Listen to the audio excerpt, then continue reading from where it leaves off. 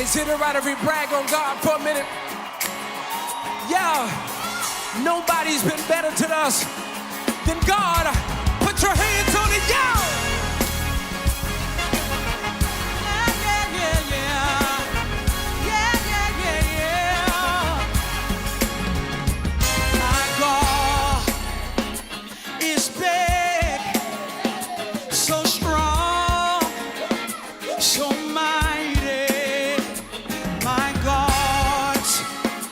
For me goes beyond my wildest dreams. Yeah, yeah, yeah, yeah, yeah. So strong, so mighty, and my God, plan for me goes beyond my wildest dreams. See ya.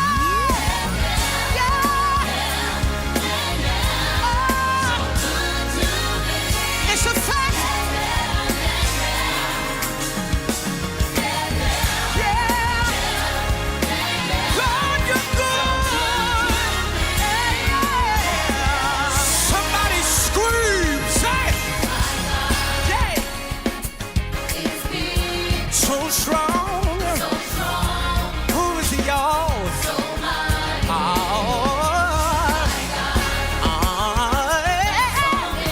God's beyond, say. Said my say. Build up in there, say. And mighty,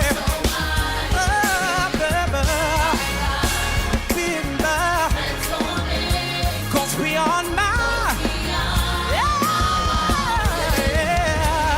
See, yeah. So good. Come on, you say it.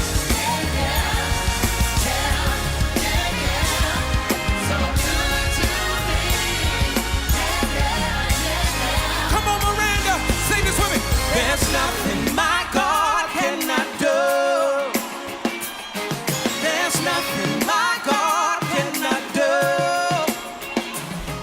There's nothing my God cannot do. There's nothing my God cannot do. Say, there's nothing my God cannot do. No, no, no, no, no, no, no, no. There's nothing my God cannot do. Point to yourself and say, I can do all things.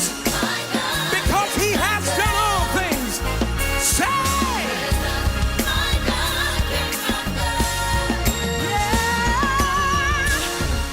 he's my God. He's my shield. He's my peace. He's my joy. He's my fortress and my life. And he holds the ocean in his hand. Victory. Yeah. Nothing but a praise party. Put your V's up, yeah. Yeah. Said I got the victory. Say this with me. I got it. You got it. Yeah. Shout victory. Ah, it belongs to me, yeah. Oh, yes, say, I got it. Everybody move.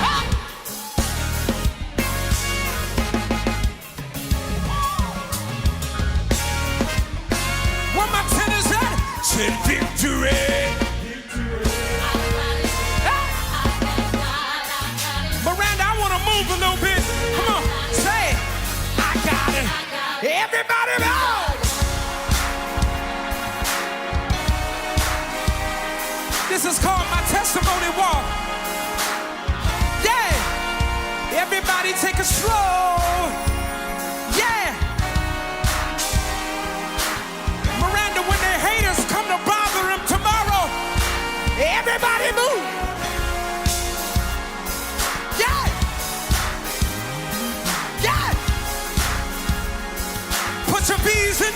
Said victory. Yes, sir. Say.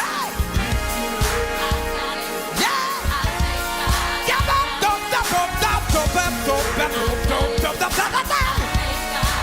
Victory. Say, I got it. Everybody move. Nothing but a praise party.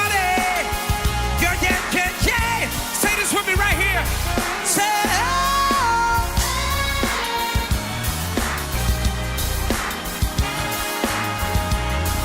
Yeah. Say this with me. Oh. Yeah. Hey.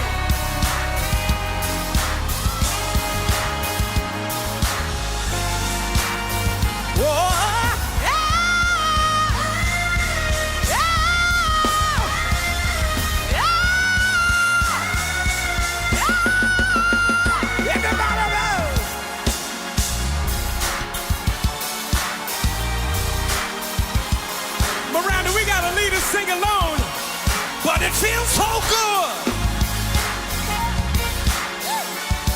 But it feels so good. We gotta get out of here. Say victory.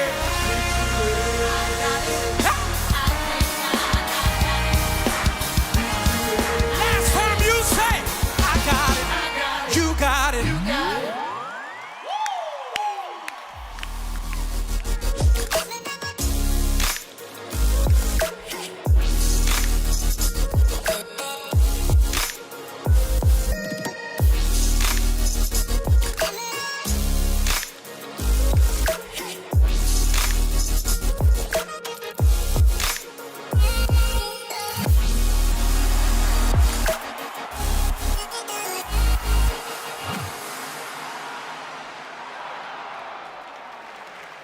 Victory. I got it. Woo, yeah, I got it. I am not trying to get victory. You know, I just would like to have some victory. Well, you got it. You got to change what you understand concerning the finished work at Calvary. The Bible says, and he has given to us all things that pertain to life and godliness. Now, let me ask you a question. Do you need victory for life and godliness? Well, then he has given it to you. Ooh, I'm preaching better than you all are saying amen. You know, Dr. D would probably let me have it. I'm cleaning my glasses, getting ready. Hey, man, this is our time. We just relax and chill, have a wonderful time together and sharing God's word. She really wouldn't like this. Come home then. Now, you got problems. Come home. What you gonna do about it? What you gonna do about it? It's a long way from Bahamas to Brandywine.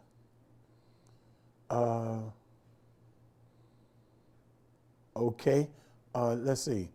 Yeah, come on, talk to me.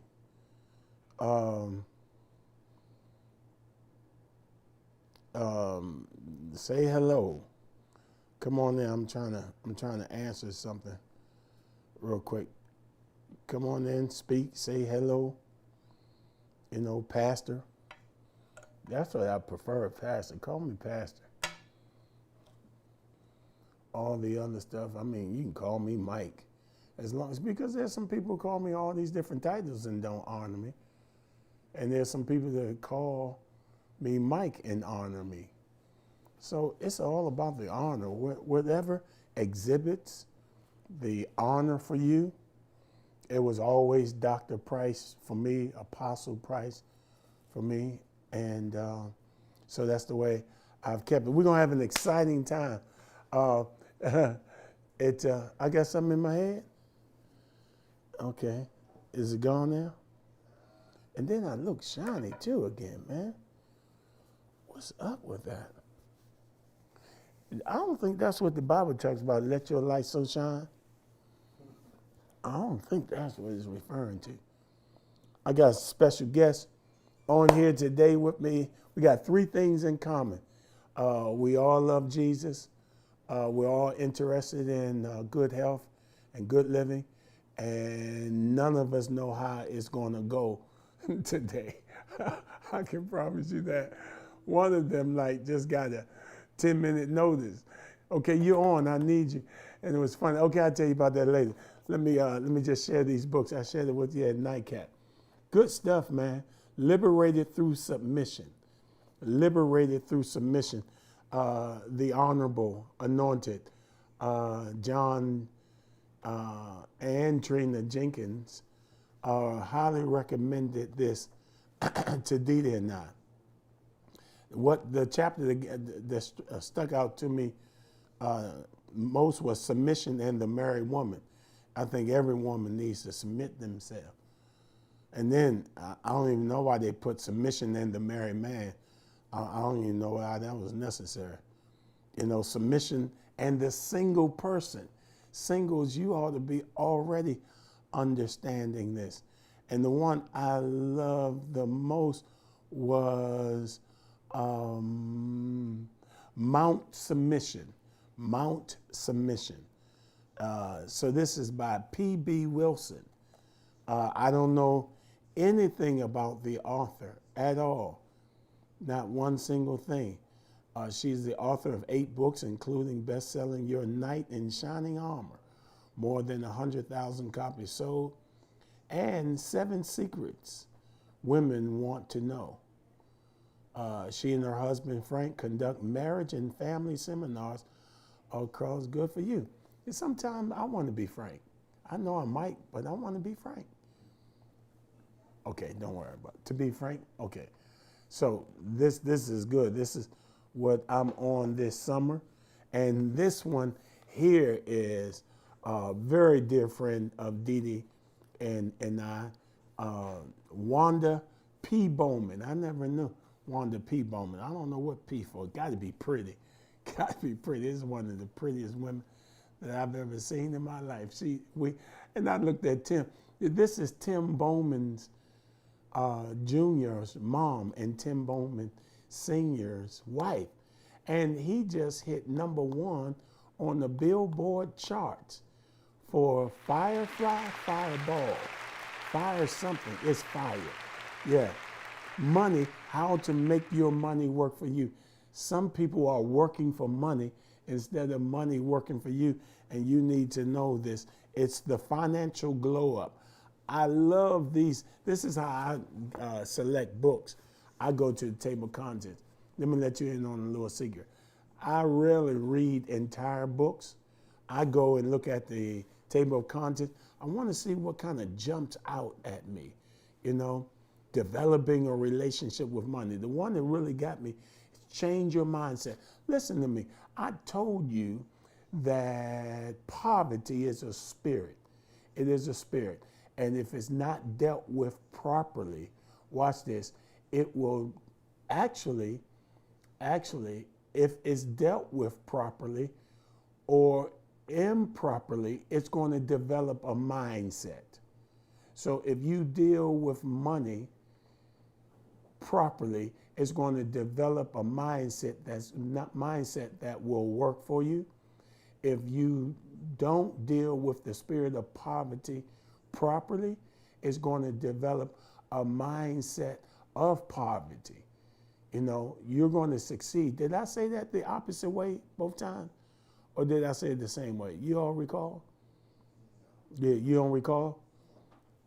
Yeah, however you deal with this spirit of poverty is going to lead you up or down because it develops a mindset. And Wanda Bowman did a tremendous job with this, how to manage it. Avoid impulse spending. Watch this. I love this one. Plugging spending leaks.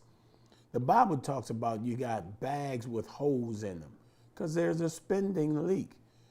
How are you spending your money that you earn? Some people don't have a savings plan at all. You know, types of savings, vehicles, all these things, protecting your assets. This is a tremendous book. I highly recommend it because I got to get moving. And then the Big Daddy of them all. Don't drop the mic. Bishop Jakes is an amazing, brilliant mind. He, in my opinion, is the most, and I don't even have to talk about this one. All of you all know everything he puts out are on top charts, bestsellers, New York Times bestsellers list. And so that's what it is. And I so honor the Honorable Bishop Jakes, T.D. Jakes. Okay, let's get it on. Let me bring my guests in first because I don't even know how this is going to go. And I just got a text coming in the door saying one of them want to know, what are we talking about? Woo! I love the fact that they're going to get on the air, don't even have a clue of what we're talking about. And I'm going to tell them in a minute. But it's too late. Let's get them on and let's watch their reactions to see what's happening. Okay, wait a minute, guys. I want to see something. Poverty is a spirit, and if it's not dealt with, okay, great. Yeah. Okay. I did not say it both ways before. Okay, I got it. Thank you so much for helping me out here. I need all the help I can get. Okay, let's bring him on. One you're very familiar with, one you may not be familiar with at all. Like, I barely even know her. You know, I think she was surprised when I remember her name once. I said, Joyce. And she's like, you know my name? Joyce, how are you? I'm doing fine. How are you? I am amazing. Thank you so much for having confidence in this wild man that's called your pastor that's just asked you 15 minutes ago to get on. Let me tell you what I did. I said, find Joyce. They said, Joyce who? I said, I don't know her last name. She is the pretty skin, what did I say? Pretty skin, bright eyes, energetic chick. That's just how I described you. And they found you. I love it. I love it. So bear with me and how I'm literally approaching this day because this is how I thought of you, Joyce. I was, what do they call it, guys? Trolling, strolling? What do they call it? Trolling. I was trolling. A troll is somebody who look at everybody's stuff and don't make comments. What's a troll? What's the other way? They troll and make comments? What's the one that doesn't make comments? Stalking somebody. Just I am not stalking you, George, I promise you. But I saw something about your having a challenge with attempting to get some nutritionist qualification. Is that correct? Tell me that story, what you posted. So on Monday, I sat for the certification exam for a certified nutrition specialist. And it's a very long process, requires a advanced degree. I have a master's degree in nutrition and integrative health, plus 1,000 hours of practical experience. And so I've been gaining that over the past, actually gained my practical experience during the pandemic, if you can believe that. And was able to, and that's a testimony in and of itself, but was prepared to sit for the exam, was preparing to sit for the exam and didn't even want to do it going into school because I knew this exam was coming. So my concentration was in community health education. I said, I don't need to sit for an exam for that. Then come to find out, I had to do a comprehensive exam in order to get my degree. So I said, okay, let's do this. But closer we got to the exam, anxiety started to build up and I was like, I just got to do it. And a few years ago, I made this t-shirt for myself, which you see in the post. It says, show up or forfeit. Show up or forfeit?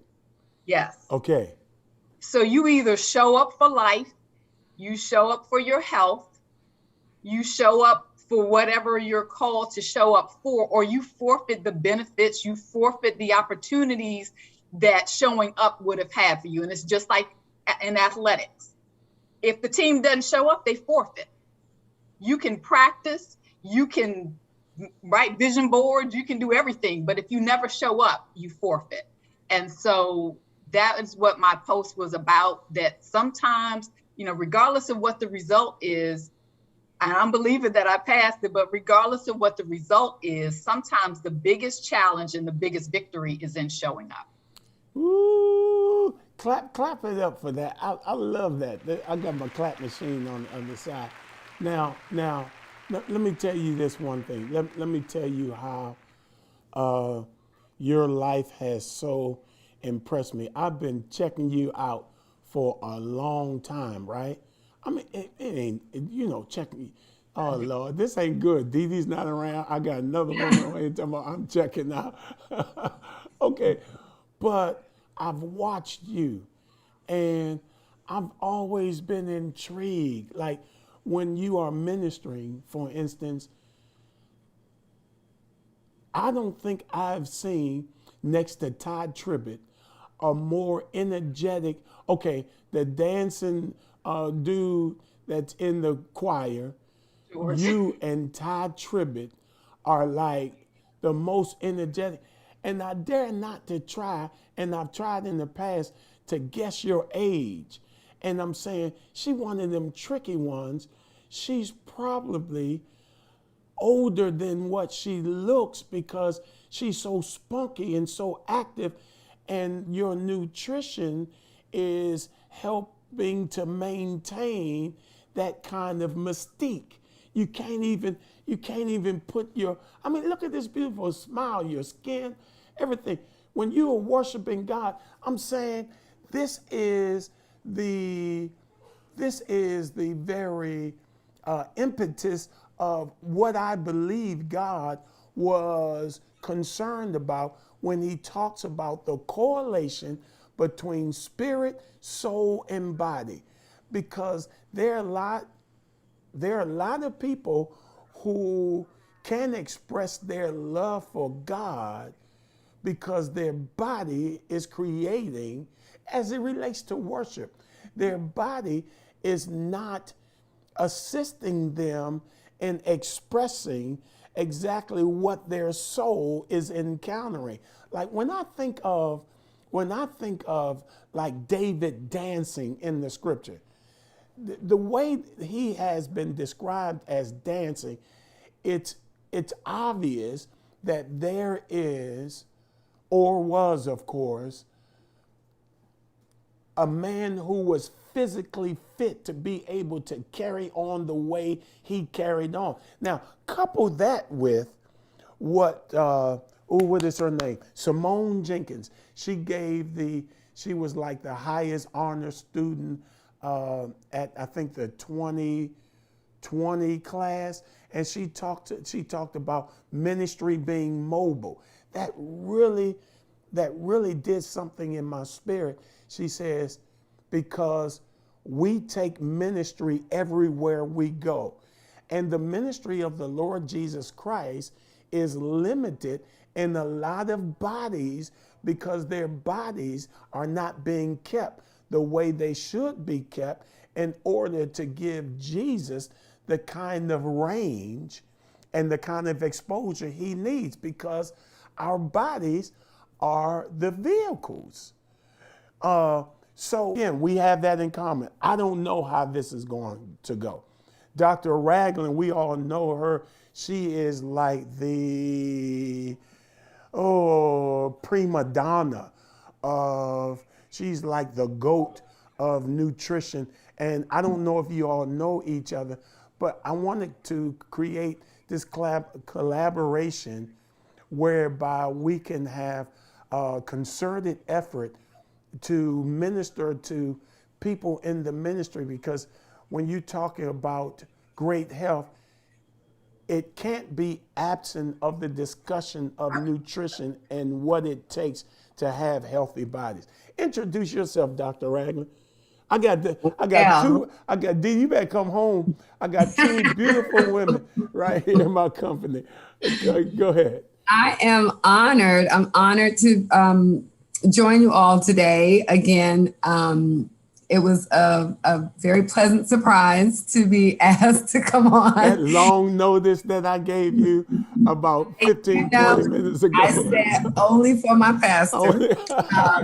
And I cleared a schedule. But I'm always excited, one, to share in the word. I'm always excited to talk about nutrition. This is my passion. I'm so passionate about what we put into our bodies. I say this all the time. In ministry, we're always talking about guarding our ear gate and our eye gate, but we need to talk about guarding our mouth gate. Oh, come on. It's not just about the foods that go in your mouth, but it's also the words that come out in terms of what I can't do. And, I'm often telling people or giving advice, and sometimes it's Christians who will start with, well, I can't do that. And I'm thinking, I swear we go by, you can do all things in Christ, and all these things. And so I apologize. I'm at a patient's house. I was doing the IV drip, giving nutrition. And so I am always. I need that drip. We'll talk about it. But because they tell me I be dripping a lot. I don't know if that's. Well, then we don't want to add too much, but okay. But tell me this, Doc. Yeah. Can Joyce? What's Joyce's last name? Joyce, what's your? Adams. Joyce Adams. Joyce, do you think Joyce is qualified to be on this panel with us today based upon her creds or just aforementioned creds? Absolutely. First of all, looking at her, I'm telling you, she's doing something right, like you said. I think our best example. But you need to see her in action. I've seen her. Oh, you see? Okay. Like you said, you might be trolling her. She don't know we all looking, right? So I've seen her. And it's interesting because I think those are the best ministers. I say this a lot. Lord knows, I wouldn't go to a mechanic who had to take the bus to work. Like something's wrong. You're not doing something right. You don't have your car together. I wouldn't go to a dentist with, yuck mouth. There are doctors and nurses who propose to be sort of in charge of health and wellness, and they're not in great shape. So sometimes your best ministers about health and wellness are people who look the part. She's obviously applying the information and the knowledge that she has about nutrition, and she can actually tell people what she knows and she can minister to them. So that's very important to me. So she gets the credibility before even sitting down for the exam. Okay. Pass, so. Outstanding. So give us some of your background, Doc, real quick, first before we move on. I mean, I'm a pediatrician. I started with just a board certification of pediatrics, and then I got interested in child and adolescent obesity. So I'm now double board certified. The second certification is in bariatrics, which is in the medical management of weight loss. And I say that a lot to say, when people hear bariatrics or bariatrician, they're thinking bariatric surgery. And that's a different step. I'm actually the person who sometimes gets people ready for surgery, or I manage them after surgery. But without surgery, you can do this with nutrition. You can do this with supplements. You can do this with meal planning. You can do this with discipline. You talk about the table of contents. The book that Dr. Didi was so graceful to do the forward for was Soul Food Therapy. But my table of contents spells out the word discipline. It's a 10-letter word. And so if you know right, you can do right. There's so many principles for me that are biblical and that are yours that I use when I talk about this stuff, because, if you knew better, you do better, but you have to show someone, and we have to actually show our ministry. We have to be the example. And so I hear you often in my head when I'm talking to others, and I love it. I love it. I love it. So yeah, so I work at Children's National Medical Center, but I also have a private practice where I actually see patients and I do wellness, and I give them nutrition and meal plans and supplements and things like that. So Wow. And I want both of their information, Instagram page, Facebook page, put up on the screen. So if anyone is interested in contacting them, I know for Dr. Ragland, this is her, of course, livelihood. She does this for her occupation. George, are you trying to move into becoming like someone who serves the public? What's the end game or end goal? The end game is to ultimately have a nutrition practice. My passion is towards underserved communities. I did my internship at a organization that serves underserved communities, and it's ironic because most of my patients were children. And so to Dr. Ragland's point, I saw a lot of children with what we used to consider adult-only issues. So I saw children that were pre-diabetic. I saw children that had fatty liver disease, and especially in communities of color. So ideally, that is the end game. I'm so impressed because you guys to me are so freaking smart, intelligent, like resumes that far exceed what I look like on paper, and the way that both of you support the ministry of Mike and Dee Dee Freeman and serve in that capacity, it's impressive.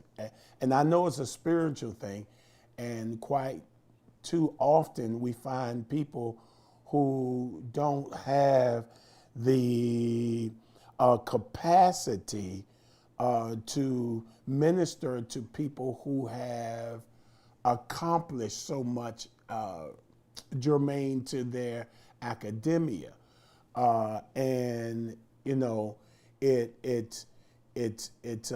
it's really sad to see that even pastors are not trying to utilize people that are in their congregation to assist them with their infirmities, their weaknesses, like germane or relative to even the solical man. These therapists and these psychologists and psychiatrists that are partners with this ministry, I embrace them wholeheartedly. I want them to be empowered to assist me in what I don't know, to serve the masses of people here at Spirit of Faith Christian Center. You guys, I want you to continue to know that I honor you, and I want to acknowledge your accomplishments and what you all have established, because if I can get this information disseminated out through the masses, man, I've still done my job, and without knowing all of what you know. And so you made an interesting point about the disparity gap. There's a huge gap in what we are able to consume versus to what other people groups. And I love, what are you drinking there, Doc? I got some water, but yours look. So I drink 3 of these a day, but the way I get my water in is I add just fruit, no sugar. It's lemon, lime, grapefruit, cucumber, and ginger. What are those? Lemon, lime, grapefruit? Lemon, lime, orange, What grape, cucumber, and ginger. They all have properties, yes. First of all, the lemon, the lime, and the grapefruit is alkalinizing my water.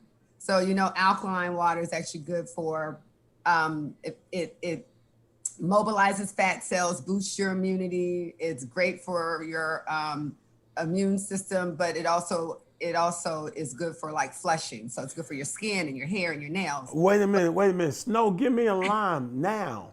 A lemon and a lime. That's so good. Yes. I don't even know how y'all hang with me. I put all ginger. Ginger is good for digestion. And then I put cucumbers, and cucumbers are actually, I love the taste of the cucumber. It makes it tastes very fresh. So I do this, and I do about 3 of these a day, a little bit over a gallon. And That how much is that in that one container? this is 540 ml. So I do 3 of I these. don't know what the heck 500 That's about ounces. 30 ml is in a cup. I don't even think that way. I just know it's a little bit over a gallon. So a gallon is about 3 of them. 3 of them is a little. I do 3 of these. And that's a little over a gallon. That's over your recommended intake. That's because I'm a little bit active though. Like I do up 6 to 10 miles a day, walking or on the bike. Thank you. So I have a little bit more. I love it. Yes. Is there any correlation to you all's skin and the water intake? Yep, absolutely. I mean, because it hydrates you. Anybody watch this, who's guys. talking about We all wrinkles, have beautiful skin. That's what I would like to say. I want to be a part. But I drink so much water. You know, I was with someone the other day, and they said, "Man, I love Kool-Aid." And I'm thinking, Kool-Aid. What would you say to those who drink Kool-Aid? Wait, why did your eyes cross like that? Because I don't have a poker face, but I try to talk to people from where they are, because as Joyce pointed out, I work in Ward 8. I work in a community where the choices are limited based on economics. So sometimes what people think they're doing, they think they're doing the okay or right thing. It's 10 for 10, so they're trying to afford it. So Kool-Aid is just cheap. So that's why people, buy it. But what I often talk to people about is, first of all, we're 60 to 70% water. What you need to be replenishing is water. What things like Kool-Aid and sodas and drinks that are very high in sugar do is they're so concentrated that they're actually dehydrating you. They're not hydrating. So it's defeating the purpose. But the problem with Kool-Aid is that it also has a lot of artificial flavors and colors that are really bad, especially for kids. We're finding out red number 4 and red number 5 and 7, these things are carcinogenic. So you're buying a 10-cent pack of powder to flavor your water, but what you're doing is you're polluting your water. If I actually showed you that as pollution, would you still purchase it and just add sugar? Probably not. That hit home right there. My people are destroyed for lack of knowledge. Absolutely. Now, would you recommend that, because I can hear this guy, because he's pretty smart, Alec, he would say, man, Kool-Aid is water. You can't have it without water. But so is mud. Right? Mud is water. You just add sugar. So the problem is we can have that discussion, but that is not the case. Kool-Aid is no longer water once you pollute it with red dye number 5, 7, and whatever, and all of the other artificial flavors, and then you add a ton of sugar. It's no longer water. And it doesn't operate in your body the same way. Now your body is struggling to get to the water. So now you're overburdening your kidneys, you're overburdening your liver, you're overburdening all of those things that have to now sort of take out all the toxins, because you've added toxins to the water. So now you put your body into, and then this is where diabetes comes in. All of that sugar that you've just consumed, your body has to pump out insulin. We only process sugar in one way, it's with insulin. One of the reasons we're becoming so insulin resistant is because we're constantly consuming sugar and our bodies are in overload. We're toxic with sugar. And so when you have that much sugar in your system, this level of sugar, this much insulin has to be produced, pumped out. And what people don't know is in the presence of insulin that we lay down fatty acids, which means in layman's terms, when you eat sugar, you make fat cells. So everybody thinks fat, I don't want to eat fat. Fat's bad for you, don't eat fat. People on Atkins diets eating bacon and steak, they're losing weight. That's not the best diet. Don't get me wrong, because Dr. Atkins himself died of a heart attack. So you need to know that you can't do all fat either. But sugar. Dead doctors don't lie, causes do you to they? get fat. Yeah, no, dead doctors don't lie. So sugar is what causes you to get fat. But fat causes cholesterol and clogged arteries and heart attacks and heart issues. So we have to know, again, like you said, our people perish for the lack of knowledge. We just have to know better to do better. But I would have that conversation if someone argued with me that Kool-Aid was water. I would ask them to think the same way about mud. That's water too. What's easy way to eliminate sugar from your diet? I mean, what would you start with? That's a big question, right? I think that's a good question for both of us. I would let Joyce start. I know for me, the number one thing is drinking more water. Mm-hmm. And that is because you begin to detox. It really, sugar is a drug. It is.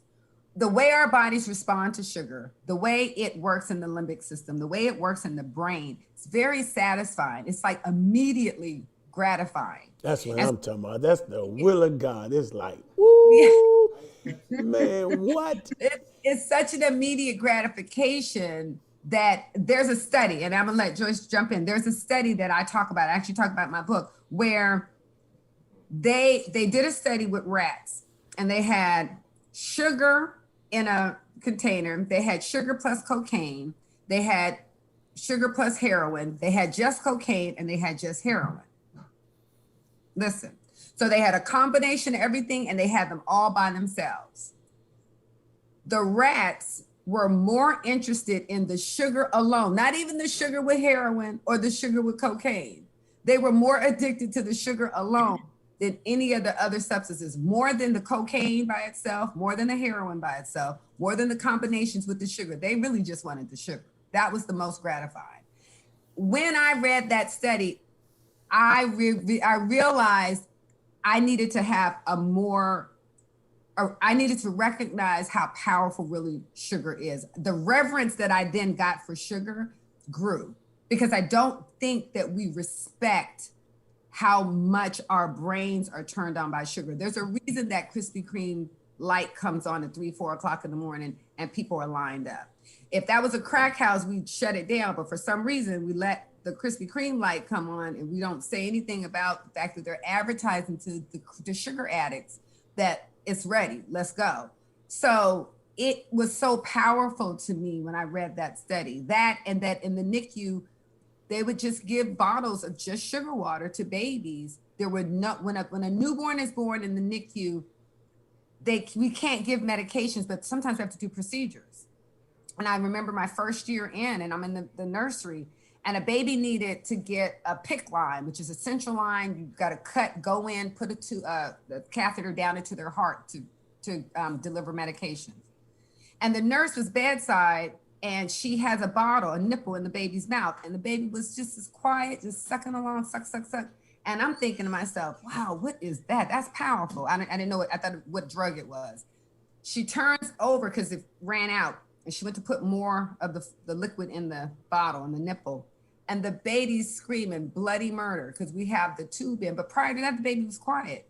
And as soon as she put the nipple back in, the baby quiet again. I said, what are we using? Like, what anesthetic? And she said, that's just sucrose. That's sugar water. I really? And so that's how gratifying sugar is.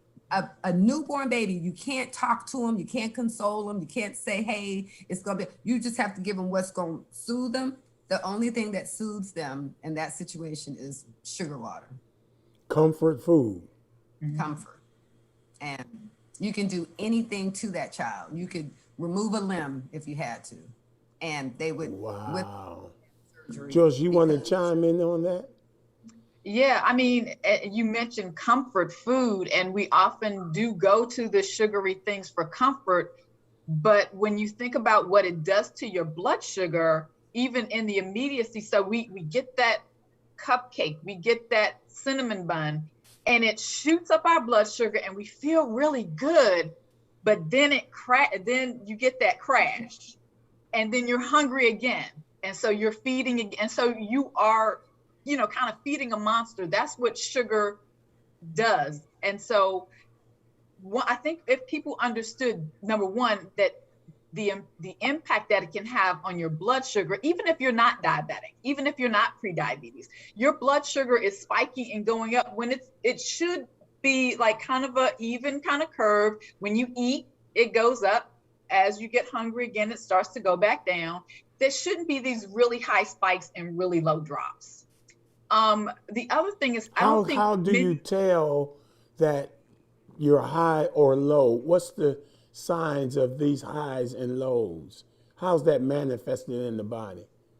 Usually, so some people may feel that we call it kind of a 3 o'clock slump in the afternoon. You're kind of right after you've had lunch, or a couple of hours, 3 hours after lunch, not quite ready for dinner, and your blood sugar is low. So you do manifest in your body symptoms of your blood sugar starting to kind of drop or level off. And that's the way it's supposed to work. But when we get like the high refined sugars, the carbohydrates, we're not talking about like the oatmeals. That's a carbohydrate, but it is a complex carbohydrate. It breaks down slowly. So you get a gradual rise and you get a slow drop. But sometimes you will feel hungry when you're having the sugar or you're having the refined carbohydrates.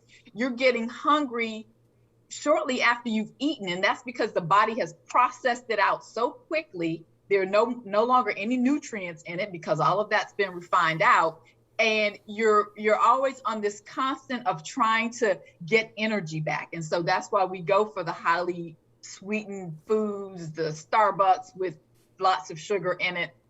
And I think most people don't realize how much sugar they're eating.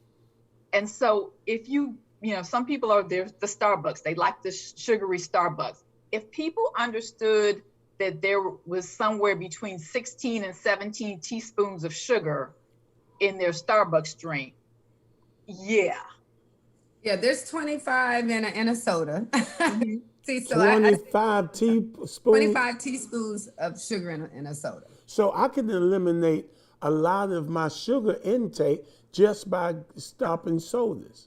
Mm-hmm. Just by stopping really most drinks that have sugar in it. That's one of my first recommendations. Such as fruit drinks? No sugar.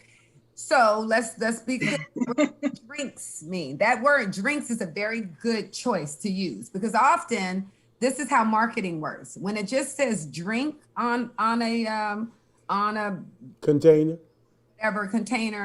that means it's not really juice. When they use the word drink, it means it's not. Joyce is drinking water too? Man, you guys. Absolutely. Okay, go right. I want to add something to the sugar conversation.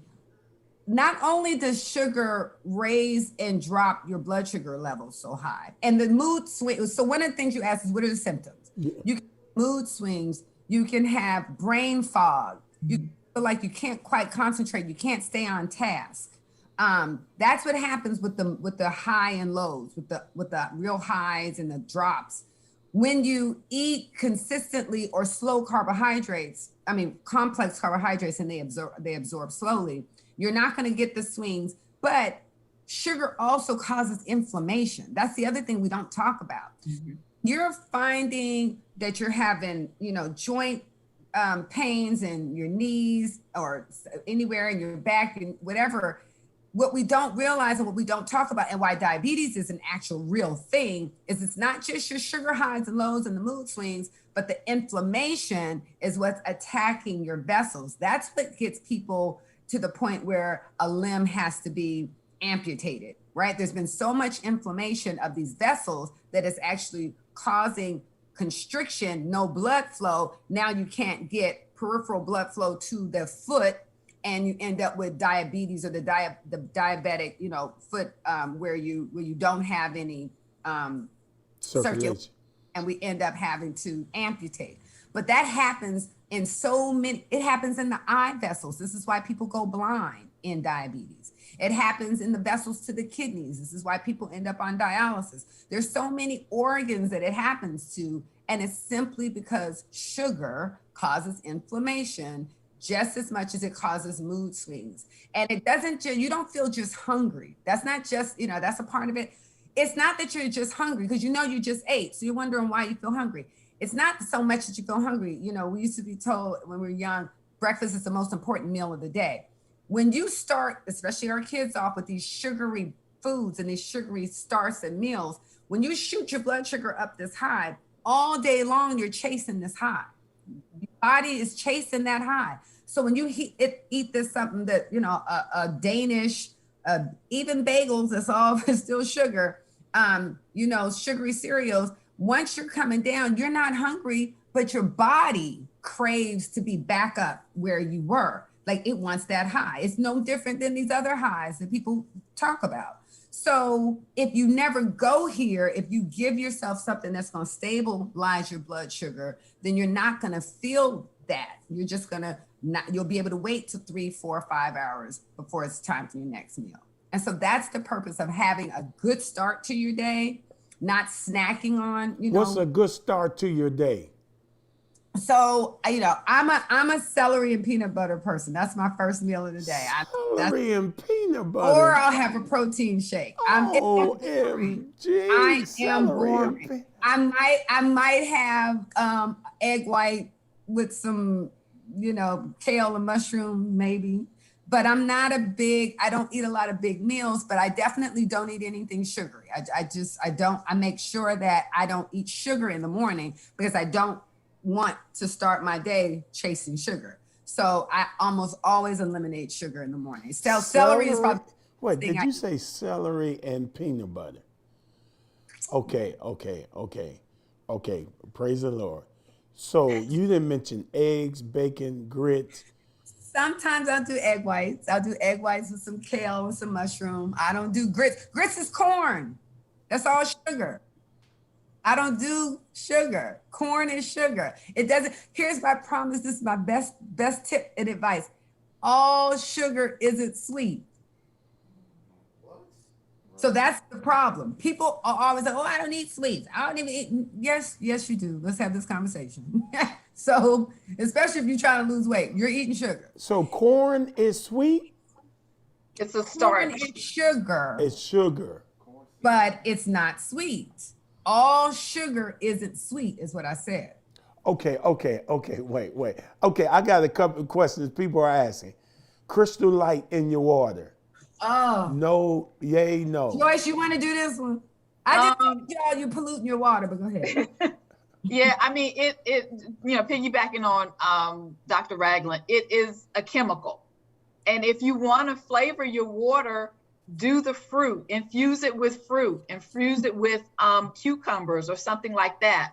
But anything that, if you can't pronounce the ingredients, if the ingredients have more than, 2 syllables. 2 syllables. If it has more than 2 to 3 syllables. Yeah, you need, yeah. So the substitute. And you don't need to drink something that's pink. What about the substitute sweeteners? Aspartame. Okay, again, most of them have some.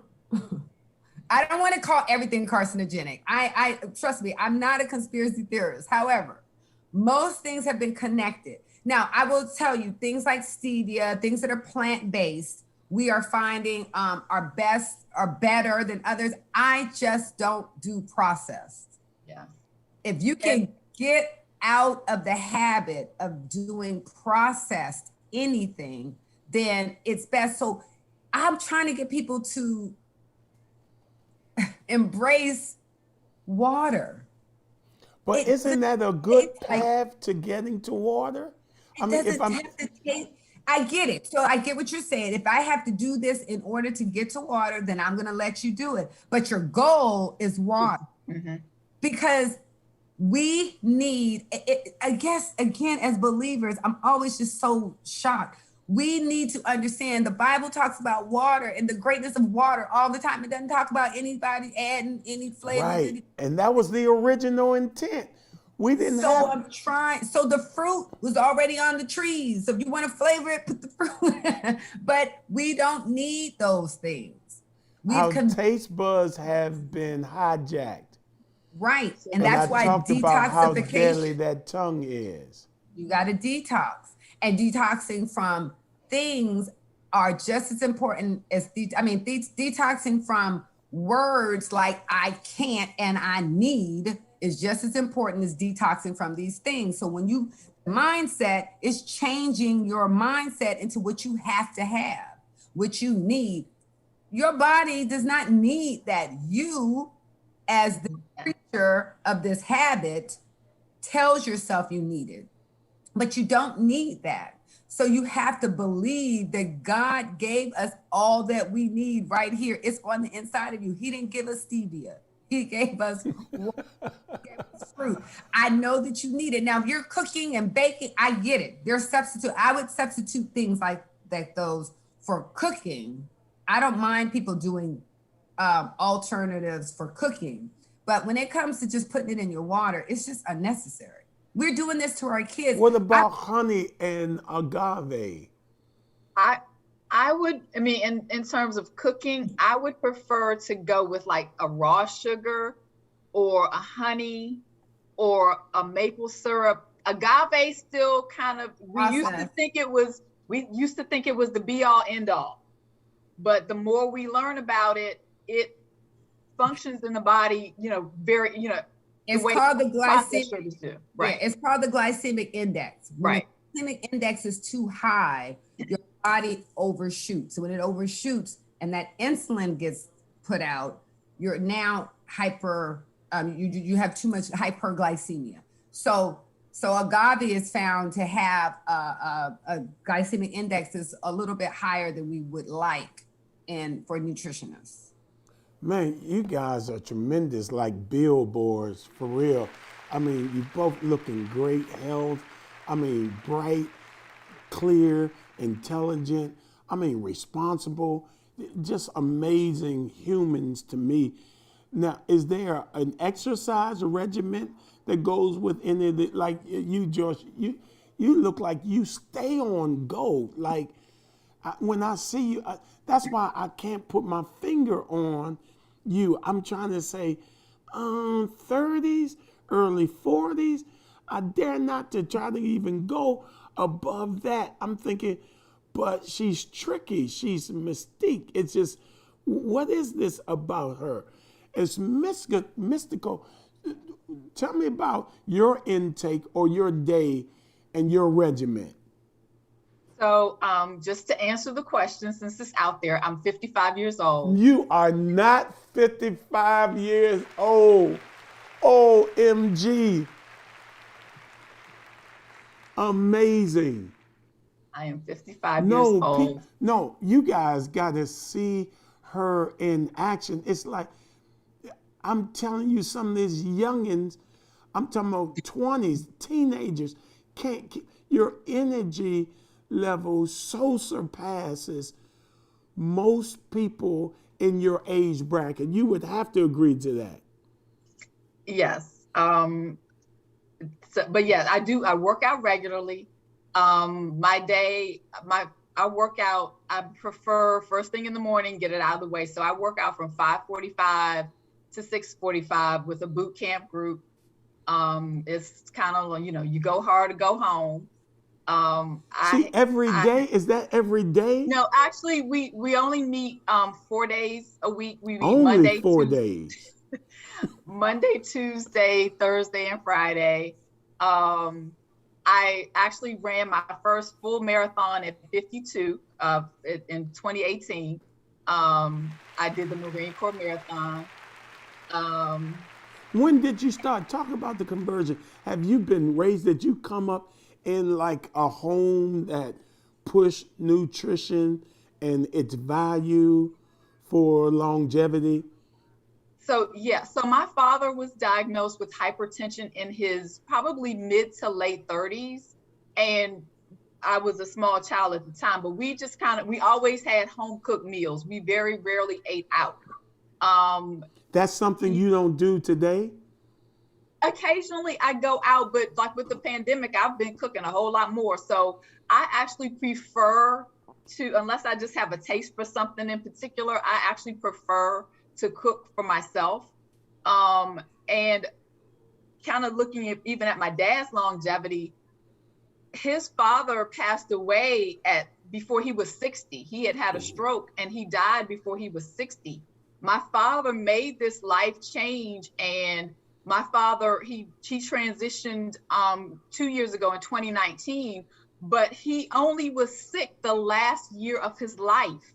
In fact, he had gone in for some treatment and they found out he had 4 blockages. My father was 83 years old. He never even realized that he was as sick as he was, because he was still active. He was still, I had a rental property. He would get up on the roof and fix the roof. I mean, he was at 80.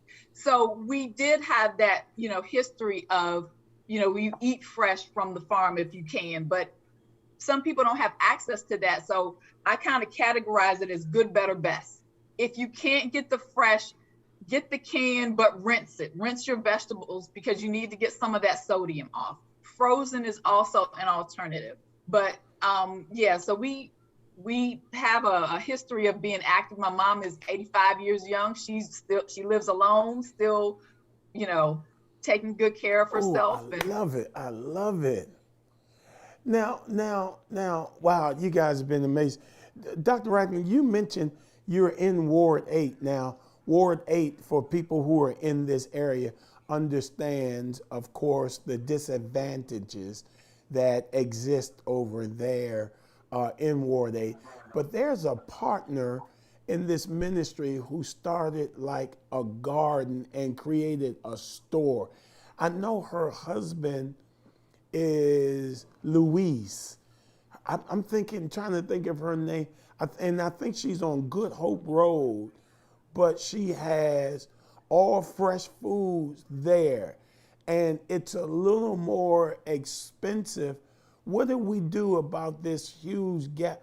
How do we, people who, can go get 4 meals for less than $10, how do you compete when your money is saying one thing? What do you do to somewhat offset that? Because we're trying to get our money together. These children, you see the golden arches. What's your advice to parents and children? So, those are great questions. So yeah. Amanda is her name. Someone okay. I know Amanda. I hope she's not watching today. Yeah, I would love to connect with her. Because in Southeast DC, Ward 8, I really like what I do. I love my job. I love that I'm a part of the ARC. On Wednesdays, we actually give fresh vegetables, fresh fruits and vegetables out from our garden. So we have actually a natural garden that was started by the Obamas. And we give... And that's free. It's free. We give this on Wednesdays. And it's not a food bank. It's actually free vegetables from our garden. We give out, prior to the pandemic, it was like a farmer's market, and it's right there in the parking lot at the ARC. But during the pandemic, we've just been giving it away. First of all, it's a garden. It was going to go bad. So we started bagging it up. Cabbage. Now, the ARC is on what street? It's 1801 Mississippi Avenue. Mississippi Avenue, right. Just below Hart Junior High or Ballou, somewhere over in there? It's near Ballou. Ballou's a little bit further up the street. It's huge. If you go past Mississippi, you'll see it. Right, because right. The Covenant House is before you get there, and then it has the Boys and Girls Club, and it has just amazing stuff in it. We have the Washington Ballet. We have, the Washington Middle School from that's great. Walker. Yeah, so we give out vegetables. And one of the reasons I was bringing this up is because we give out vegetables, whatever's in season, cabbage, carrots, potatoes, peppers, beef, whatever we can. And what I often do for families is I like to give recipes. Sometimes, you get these fresh ingredients and you don't know what to do with them. You've never seen a real beet. There are people who are like, what is this? What is this root? Wow. And beets. So I give them recipes. How do you make a beet salad? What are the nutritional benefits of beets? How do you use cabbage fresh? Some people grew up on frozen or canned and actually don't know what to do with fresh vegetables. So we give a lot of tutorials and a lot of recipes on how to use fresh vegetables. I give a lot of information on things that are medicinal, turmeric. You know, why should you get turmeric? How to spice without salt. I'm very much into getting people to understand that spices and herbs are, I mean, they're ancient, and salt was, I don't know, people realize salt of the earth, salt was actually really expensive. You know, people, it was that term, you know, someone who was worth their salt. It was worth their weight in salt. Salt itself was the term salary comes from salt, the weight of salt. When you actually are paid in salt, it was a big deal to get salt. So salt was supposed to be used in very, very small amounts when you were doing things like flavoring. Whereas rosemary, thyme, sage, basil. Yeah, I mean, I have so many herbs. I try to get them fresh when I can. I grow them when I can. Otherwise, I use dried. But the point I'm making is people just don't know. So if all they know is Lowry seasoning salt or Old Bay or garlic salt and onion salt, right? They're putting salt in everything, but they don't know that that's what's all, one is contributing to hypertension, heart disease, heart attacks, strokes, and death. So obviously I'm trying to get you away from salt, but salt itself was supposed to be used in such small amounts, and it was so revered and refined at the time. That's why Himalayan salt, when you know about the salt you should use, they're actually better for you, but you still really only need a teeny bit. But I love Himalayan salt, and the Hawaiian black is just okay. I'm gonna leave that alone. I gotta quit right now. That the store is Fresh Food Market. Okay. Fresh Food Factory on Good Hope Road. Louise and Amanda Stevenson. I mean, they're partners here. They own that place, and they specialize in getting fresh, grown items and produce in their stores to serve that community. And that's a very difficult task, but they have received it as a calling there in that area. I don't know. We got to go somewhere with this. I approach every moment like it owes me something. Like, why did God tell me to contact you too? What do we have to do to help guide people into showing up and not forfeiting as it relates to their bodies? Man, your body, wow. Your anointing is nothing if you don't have your body right. So I don't know. You all pray about some things that I can implement here. Maybe we have some Saturday morning cooking classes or something. I don't know. Or some videos. When you maybe are preparing, meals at home, could we get you to set up a camera and show us what you do so we can try some of these things and introduce them into our way of living so that it can become a lifestyle. Because the both of you all look extremely amazing. It's like, I mean, I ain't doing too bad myself, although neither one of you, made any comment about, how beautiful my skin happens to be and my teeth. I paid a lot of money for these teeth. But I want to do something with this because I respect you guys in your respective areas of study and what you have produced with your own health and how you can serve other Spirit of Faithians in our ministry.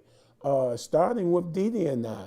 There's some things that Dee Dee and I, and it's difficult at times, when you're on the run. I just made it my business. When I leave the house, I'm not eating outside of the house. And you got to set rules and governors in your life that control what you will and what you will not do. And she's away now. She just had a birthday party on yesterday. Did you all honor my wife on yesterday? Okay, great. All right. So I was telling her, now remember the 2 pounds we're losing today? She said, come on. I know you're not going to hit me with that on my birthday. And so she was going for it. And I don't think it's a challenge with having a day out of maybe a month or so or 2 months just to, I don't know, enjoy some of those things, those dainties, but you can't be enjoying them every single day of your life. Closing comments from the both of you, and tell us what we should do, or what. Give us some closing instructions, whatever you feel is necessary for us to know. I'll let you go first, Joyce. Okay. I would recommend that people pick one thing that they want to work on and work it. Because so many times we say, I'm going to eat 5 vegetables a day, and then I'm going to drink 20 glasses of water a day. But if you're not drinking any water, and if you're not eating any vegetables, that's going to be a challenge for you, and you're going to feel kind of defeated if you don't. So if it's drinking 3 glasses of water a day, that's what I want to, that's where I start. That's not the end game. That's where I start. And then position yourself. Wait a minute, when you get up, you have 3 glasses of water? When do you start drinking water? After I brush my teeth, I start drinking water. First thing, I fill this up the night before, I put it next to my bed, and this is 18 ounces. And so I start first thing in the morning. And especially if I'm working out, I have my workout water bottle is 24 ounces. Oh my God, the girl got a stash of water bottles on deck. Oh my Lord, okay. But pick one nutrition goal. Same thing with a fitness goal. Pick one and work it, and give yourself a month to work it and master it. And then once you've mastered that, you got that under your belt, maintain it, and then pick another one. And that is the way you build on, like you preach, line upon line, precept upon precept. We just pick one and we just build on it. Well, let me ask you this before we go to Dr. Ragland. Was I being preposterous in thinking that we could drop 2 pounds a week and end up at the end of this month 8 pounds less? Was that? Now, I've advised them to please consult your medical provider, that kind of thing. I want to put that out there. But is that like a huge amount? Is that outlandish for me to think? No, healthy weight loss, sustainable weight loss, is anywhere from 1 to 2 pounds a week. And that's going to depend on how large someone is. So that is, a reasonable goal. There are a lot of reasons why people may not lose that immediately. Sometimes they may not be eating enough, and their metabolism starts to slow, and that's a whole nother thing. But that, 2 pounds a week, 1 to 2 pounds a week is a reasonable weight loss goal. It is sustainable. How can people get in touch with you? And if in fact they are interested, I don't know if you do private consulting. I don't know if this is a business but how can people get in touch with you? So the best way is through my email address. And right now, any consultation that I do will be more along the lines of the general population because of scope of practice. And I want to be able to be licensed appropriately. But for example, if someone asks me about weight loss, I can give them general, information about what they should be eating and how, they can have balanced meals and things like that. I can't go into specifics about their condition because I'm not licensed yet, but I can help, guide them in that way. Outstanding. You've been amazing for us today. Thank you so much for rearranging or making the adjustments that you had to make. I'm so impressed with your life and how you are approaching it. I'm more even humbled and impressed that you have allowed Dee Dee and I to serve you in the capacity that we have. And how long has that been? Like 8 years? Oh my goodness, Pastor, I have been with Spirit of Faith since August of 1998. Oh my word. I apologize. No, no, no, no, no, no. But I I mean, it know is. it's been some time, but I would have never imagined. Thank you from the bottom of our hearts. I'm sure she would convey the same sentiment with respect to that. You are just an amazing individual. I think this is the longest discussion or exchange I've ever had with you in all of those years. But look forward to me just leaning on you and reaching out to you to help me help every Spirit of Faith in this ministry. Thank you, and I appreciate the honor in being able to serve you today. Thank you so Your much. life just so shine. I when I wanted to talk about this, I just saw you and it was like, she's doing something we need to know about. I mean, it's amazing. And keep hiding that age like you are, girl. Don't tell anybody. Lie sometime. Just lie. Okay? You can get away with it. Doc, it's all yours now. I think the tips that Joyce brought up were great. One of the things I would say is, besides picking one thing,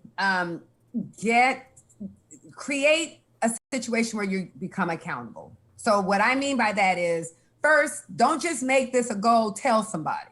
Because when you tell people, they can now hold you accountable. When you tell people in the house that I'm supposed to drink more water, I'm not drinking juice, I'm not drinking soda. When they walk past you and you have that thing in your hand that you said you weren't going to have, that thing makes it makes it easier to stay accountable. I tell this story because as a pediatrician, I often will give goals to kids and their parents. And the parent says, okay, yes, doc, we're going to do this. And then when they come back for their follow-up, the kids will rat the parents out every time. They will, you remember you said we were drinking water? Well, I've been drinking water, but she, or, but daddy. And I'm thinking, ooh, and I love it because kids will tell, they will hold you accountable. So when you decide to make a goal for yourself, tell somebody, and better yet, recruit some folks with you so that it becomes this thing you can do together. I'm a walker. I actually bought the Peloton bike for the pandemic because I wasn't going. I stopped gym memberships. I wasn't going out. You so bougie. Why do you have to have a Peloton? A Peloton. Well, anyway, that's a whole nother. Okay. But there are a lot of things you could do with the app. There's all kinds of classes you can take. So it's funny though, because even with the Peloton, I'm in it. I love it, but I still like people. I like to, do stuff with people. What I like about it is I can still ride with folks, but when I can, I get out and I walk. So I'm always walking the Woodrow Wilson Bridge. That's like the thing. I'm always telling people hey, if you want to meet me. And so I started taking people. I was calling myself Harriet Tubman. I'm taking people across the bridge. But it was the opposite way. It was from DC into Virginia. And I was like, but so I was taking people across with me who had never walked the bridge before or who had never walked more than a mile or two. And because I didn't tell them how long it was, they would just go and they'd get back. And then I'd let them check their distance and they found out they'd walk just, 6.6 miles or 7 miles. Shocked. I mean, these are the same people that would have said prior to that, I can't. I've never, right? But because they didn't know, just like the bumblebee doesn't know that that's not supposed to fly. Dynamically, its wings is not supposed to fly. Right. When you don't know, sometimes it's actually good for you. So I'm just saying that to say, get yourself accountable by creating situations where you tell people what you're going to do, tell them your goal so they can hold you to them. And then actually also recruit and invite people to share in that goal, and you're more likely to be successful. I want to end by saying, I just honor you two in my life, wow. Pastor Mike, Apostle Mike, and Dr. Edie. You have no idea the effect that you've had in just you coming back from your illness. You have no idea what when you came back from that, the determination and the emphasis that you put on doing the work and showing the work, and then honoring the temple that we are, right? This temple, you know, God gave us. I say this all the time. We are stewards. We're so excited about being stewards of our families and of our money and of our job. But the first thing God gave us to be a steward over was this body. So we are to be good stewards. The fruit comes from seeing how well you move, how well you recover what you believe in this body.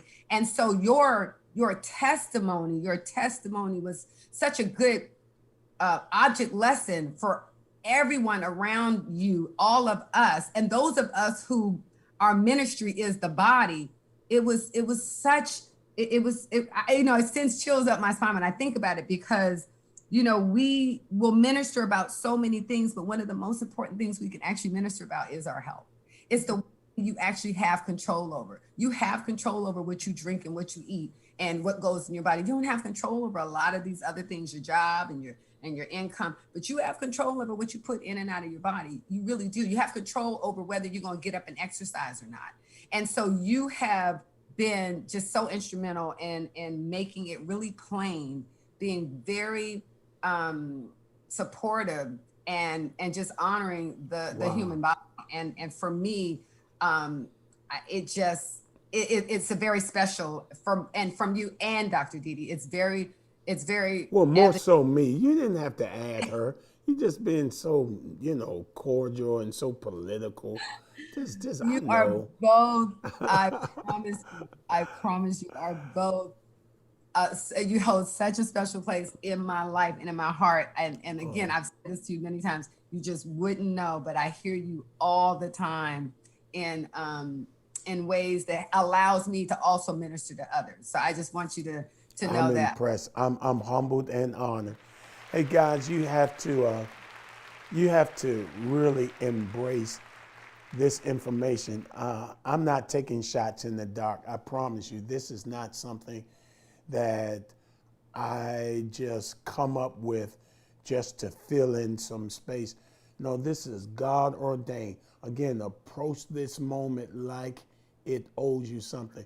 Why did God ask of me to call these two special people together to share with you some insights? And they'll be willing to share with you later on some practical ways you can create now this revival, this conversion, if you will, to good life. That's what it's about. The Bible says he wished above all things that you prosper and that you be in health, even as your soul prosper. And God wants you to be the example that he designed you to be. And that vehicle by which he gets around in, if it's not capable of supporting his assignment, then we have failed. So let's go for it, man. Let's have it together, spirit, soul, and body. You want to go ahead and sow. It's give your tithes and your offering. Sow in the No Lack Nation. I know I'm over time. Thank you, Sister Linda, so much. You're such an amazing blessing to me and assisting me, and that I had to just shout you out. And all the others who called. Deidre, thank you so much. You're such an amazing blessing. I wouldn't be all that I am today without having this tremendous support that I have in this ministry. A lot of people look at Didi and I, but there are so many relevant, significant, important, valued people here, like Dante and True. I mean, I wouldn't be able to get out to you all without their knowledge and their expertise and their professionalism. I'm grateful. Okay, let me just put it. I'm grateful. If you're not born again, you need to be born again. If you're not spirit-filled, you need to be spirit-filled. And if you need a pastor, I want to serve in that capacity. That's the information right on the screen. Take advantage of it. We got to go now. Again, thank you, Joyce Adams. Thank you, Dr. Yolanda Ragland, for being with us. You guys rock. You're so dope. And I want that drip, okay? I gotta get that drip, okay? Remember these words found in 2 Corinthians chapter number 5, verse number 7, for we walk by faith, not by sight, no doubt about it. See ya. Yeah. Everybody take a stroll. Yeah. Miranda, when the haters come to bother him tomorrow, everybody move. Yeah. Yeah. Put your V's in the air, said victory.